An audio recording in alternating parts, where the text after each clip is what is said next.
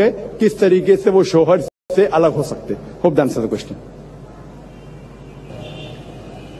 अस्सलाम वालेकुम, मैं रुखशी इलियास। मैं एक सवाल करना चाहती हूँ, specially because you're a doctor by profession.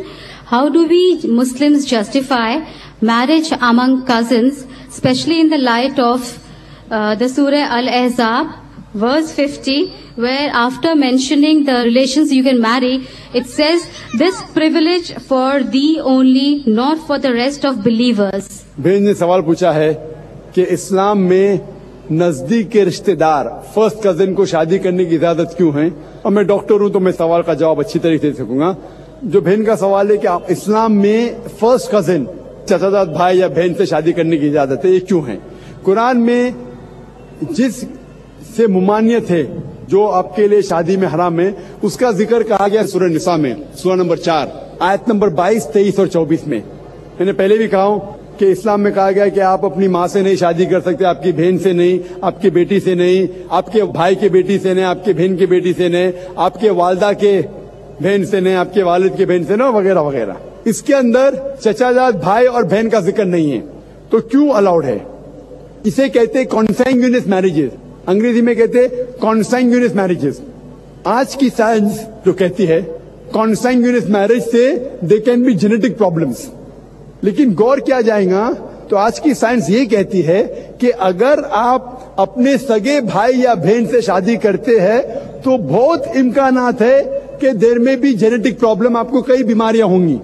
आपका सगा भाई सगा बहन नहीं तो भी हो सकते, लेकिन चांसेस बहुत कम है। इस्लाम में चचाजाद भाई और चचाजाद बहन या फर्स्ट कजन से शादी करने की इजाजत है।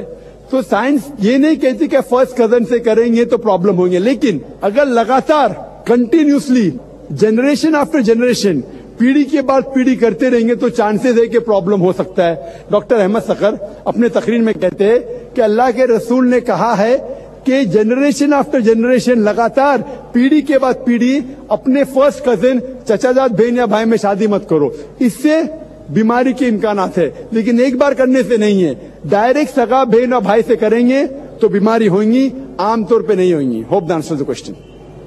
अगला सवाल माइक नंबर 3 से आखिरी सवाल। अभी जो मैंने सवाल किया था मैं उसी की इस्लाह चाह रही थी। मैं आपका नाम जानना चाहता हूँ। रुखशी इलियास। जी आप मुसलमान हैं? जी आप पूछिए। जी, सूरह अल अहज़ाब में वर्स नंबर 50 में जहाँ पर मेंशन किया गया है कि prophet we have given you the opportunity to marry certain relations, उसी के आखिर में लिखते हैं कि a privilege for you only, not for the rest of believers. Can you please explain that? Why not for the rest of the believers and why only for the Prophet? बहन का सवाल है जो सूरह अहज़ाब की सूरह नंबर 33 के आयते 50, 51, 52 में लिखा हुआ है कि मोहम्मद सल्लल्लाहु अलैहि वसल्लम के लिए प्रिविलेज क्यों है, क्योंकि वो अल्लाह के रसूल थे। मोहम्मद सल्लल्लाहु अलैहि वसल्लम, इफ यू सी इन सूरह अहज़ाब सूरह नंबर 33 आयत नंबर 52 में लिखा हुआ है, you cannot marry any other women except what you already have, neither can you exchange even if the beauty allows you। तो मोहम्मद सल्लल्लाहु अलैहि वसल्लम का दर्जा एक अलग था। जब ये आयत नाजिल हुई कि आप 4 से ज्यादा बीवी नहीं रख सकते, मोहम्मद सल्लल्लाहु अलैहि वसल्लम के लिए स्पेशल इजाजत थी। क्यों? क्योंकि वो अल्लाह के रसूल थे, और दूसरी तरफ अल्लाह के रसूल की बीवियों से कोई भी शादी नहीं कर सकता क्योंकि वो उम्महातुल मोमिन थी। तो द रूल्स अल्लाह मैसेंजर और उनके बीवियों के लिए कुछ रूल्स डिफरेंट है, because they were on a different level. तो अल्लाह के रसूल को कहा गया था कि अगर उनसे 4 से ज्यादा बीवी थी वो रख सकते थे, क्योंकि उनके बीवी को उम्महातुल मोमिन कहा गया था, मदर्स ऑफ द बिलीवर्स, इसीलिए उनके लिए रूल्स डिफरेंट था। वो आप पूरे कॉन्टेक्स्ट में पढ़ेंगे तो और डिटेल्स आपको मिलेंगी। Hope the answers the question.